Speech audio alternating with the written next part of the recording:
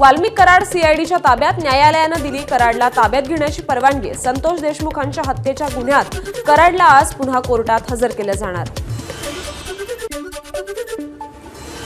वाल्मिक कराडवर मकोका अंतर्गत कारवाई, आक्रमक कराड समर्थकांकडून परळी बंदची हाक।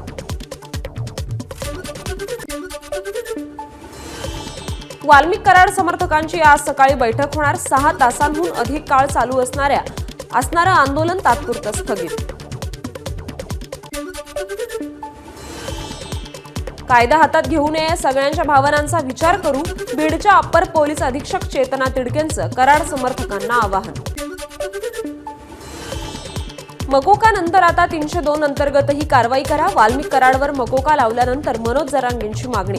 तसंच ही दरोडेखोरांची टोळी असून यांच्यामुळे समाजाला बट्टा लागल्याचंही वक्तव्य। वाल्मिक कराडवर मकोका लावल्यानं कराड समर्थकांना उचललं टोकाचं पाऊल। ज्वलनशील पदार्थ अंगावर ओतून घेत केला आत्मदहनाचा प्रयत्न, समर्थकाचा यात पाय जळाला। कराड समर्थकांनी परळी डेपोची बस फोडली, फोडलेली बस परळी बस स्थानकात आणण्यात आली। बीडच्या परळीमध्ये कराड समर्थकांचं आंदोलन, मनोज जरांगे, सुरेश धस, संदीप क्षीरसागर, जितेंद्र आव्हाड आणि अंजली दमाने यांविरोधात बोंब मारो आंदोलन करत नोंदवला निषेध। एसटी कर्मचाऱ्यांसाठी प्रत्येक जिल्ह्यातून 25 खाटांचे तर बोरिवलीत 100 खाटांचे रुग्णालय उभारणार। एसटी कर्मचारी आणि त्यांच्या कुटुंबियांसाठी महात्मा फुले जन आरोग्य योजनेतून उपचार केले जातील। परिवहन मंत्री प्रताप सरनाईक यांची घोषणा। हिंगोली जिल्ह्यात तुरडाळ बाजारात आल्यानंतर तुरीच्या भावात मोठी घसरण, एका महिन्यात भाव 11,000 रुपये प्रति क्विंटलवरून 7,000 प्रति क्विंटलवर, शेतकरी निराश।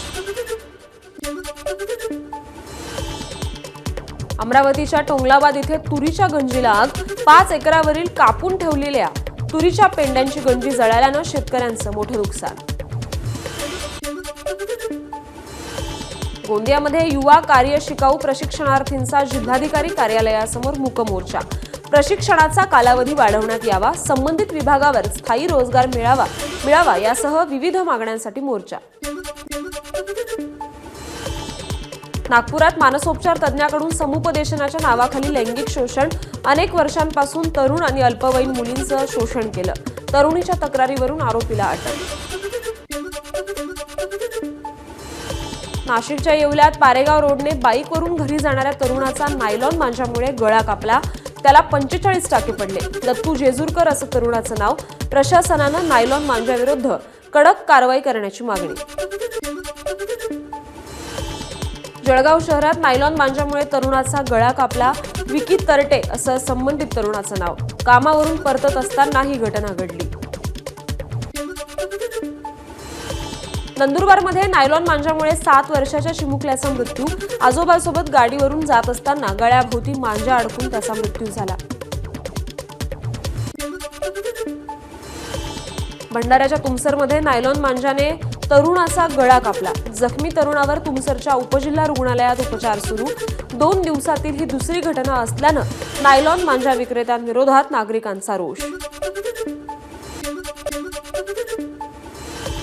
नंदुरबारच्या अक्कलकुवा तालुक्यातील काकडखुंट गावात शेतकऱ्याच्या घराला भीषण आग लागली।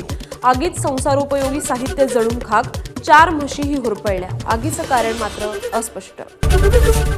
एबीपी माझा, उघडा डोळे बघा नीट।